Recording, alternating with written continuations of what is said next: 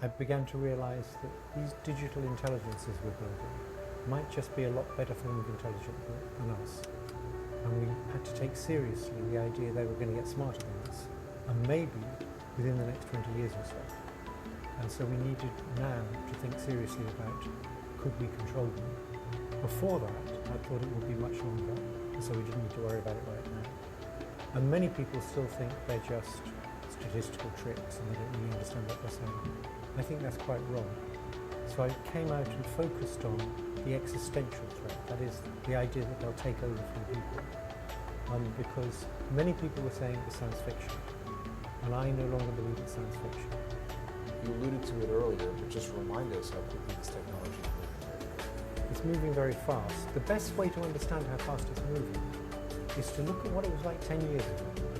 10 years ago, if you told people that today we would have a language understanding system where you could ask it anything at all, and it would give you an answer about as good as a not very good expert, people would have said, no, we're not going to get that in 10 years. That's crazy.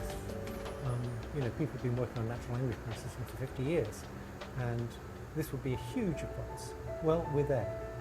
So what we're going to get in 10 years' time is plausibly that difference again, and that's going to be superintelligence. So my guess is there's a 50-50 chance that we'll get it within the next 20 years. Almost every decent researcher I know believes that in the long run it'll get more intelligent than us. It's not going to stop at our intelligence. A few people believe that, because it's trading data from us at present.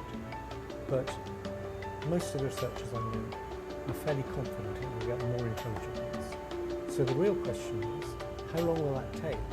And when it does, will we still be able to keep control? And the possibility of it being smarter than us or smarter than us in the not too distant future. What is the determining factor in that? Well, what we know is that as you make these things bigger, they get smarter.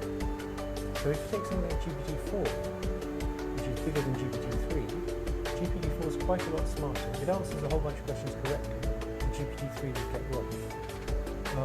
We know that if you make it bigger still, it's going to get better. So we know that these things will get more intelligent just by making them bigger. But we also know there's always scientific advances. So in addition to them getting more intelligent by being made bigger, we'll have scientific breakthroughs.